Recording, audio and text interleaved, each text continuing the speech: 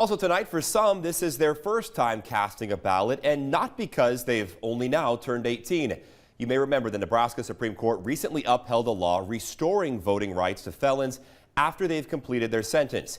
It faced a significant legal challenge. 1011's Anthony D'Agostino caught up with a Lincoln man who went to the polls today on the heels of that decision.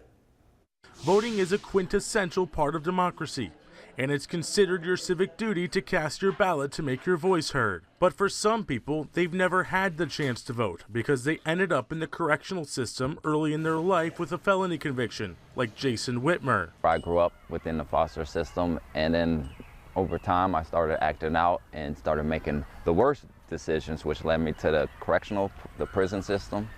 I did a considerable amount of time in there, and by the time I came out, I was trying to do something different, volunteering and etc. He credits other inmates investing themselves into him as to what helped him change while inside.